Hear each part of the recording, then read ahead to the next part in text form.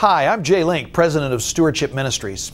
Tragic as it is, the concept of stewardship is so poorly taught and so poorly practiced among followers of Jesus that it is necessary to provide a clear description of how a good and faithful steward should live.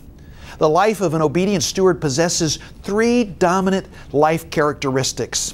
As we consider each of these characteristics, may it enable us to better assess how we are all personally doing living the life of a good and faithful steward. First, a good and faithful steward lives an examined life.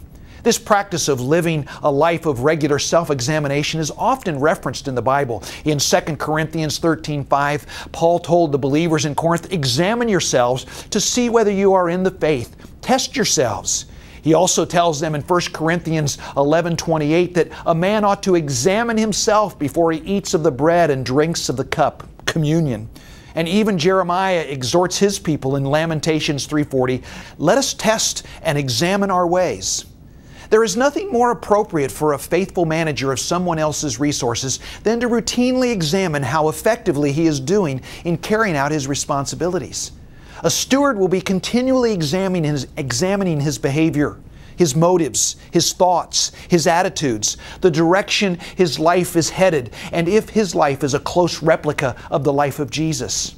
Unfortunately, we far too often only examine our lives when something is going wrong or we face some significant crisis. In the midst of that trial, we finally pause and take stock of our lives to determine what might have caused this difficult situation. Crisis examination is certainly better than no examination at all, but may I suggest that a good and faithful steward will be doing routine self-examination as part of his daily life.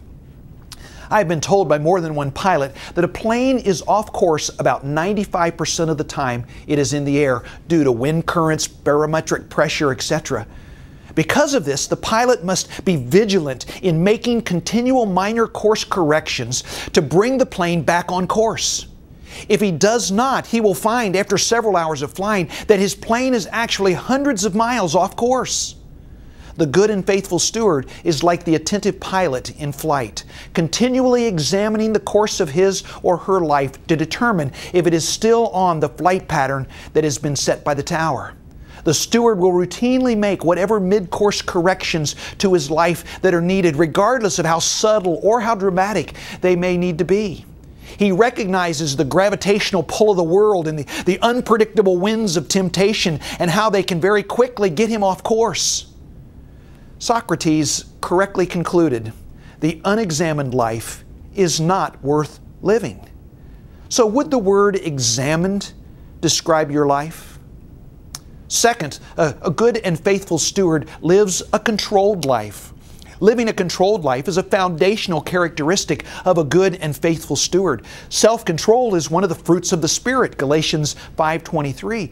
Paul repeats several times in his letter to Titus that believers are to live a controlled life. Elders are to have their lives under control. In Titus 1:8, older men are to be self-controlled in Titus 2:2. Young men and women are to be self-controlled as well in Titus 2:5 and 6.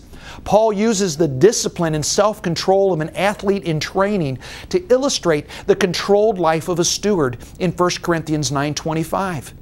And then just two verses later, he applies self-control to himself when he says, "But I discipline my body and keep it under control."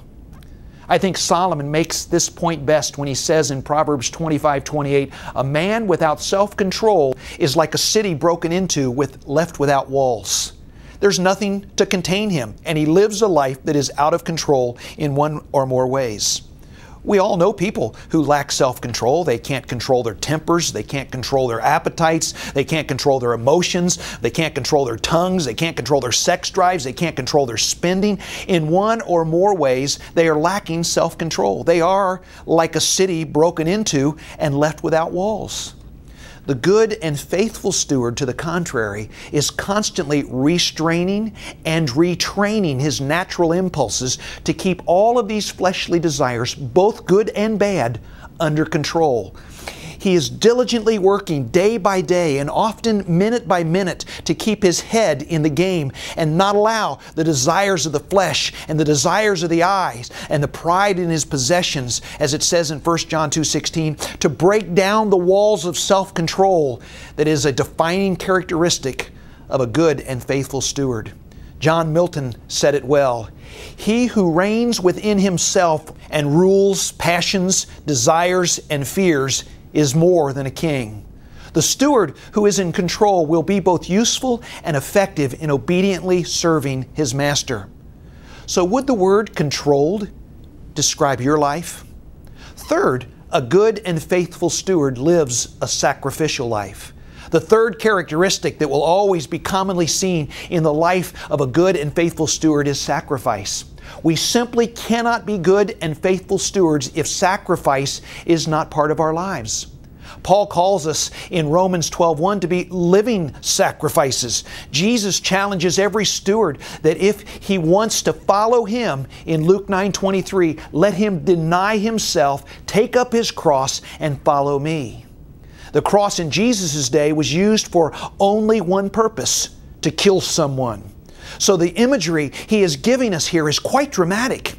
He is not, however, calling us to a one-time sacrificial death for the cause. The sacrifice He is describing here is to be a daily sacrifice. Each day we are to put to death our wishes, our desires, our agenda, our comforts, our free time, and our hopes for the greater good of the kingdom and the world we seek to win. In his book, The Kingdom and the Cross, James Bryan Smith suggests, if our God is self-sacrificing and seeks to bless others who have not done anything to merit it, then we should be people who are self-sacrificing and who bless others who have not earned it.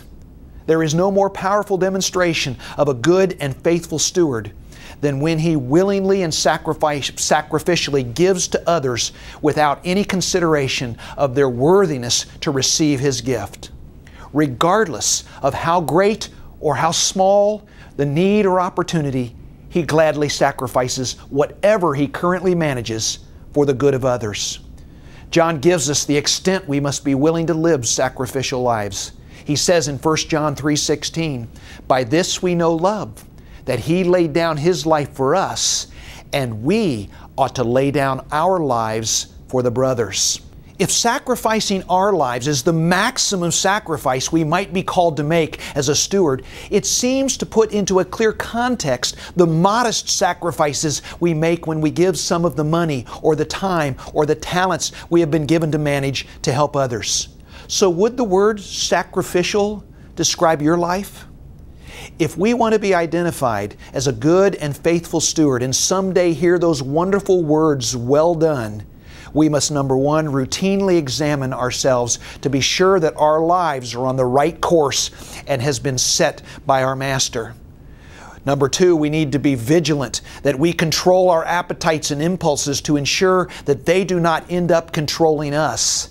And three, we need to regularly and generously sacrifice what we have been entrusted with in hopes of bringing a little bit of heaven to those who are here on earth. Living the life of a good and faithful steward is a tremendous challenge. Are you up to the challenge?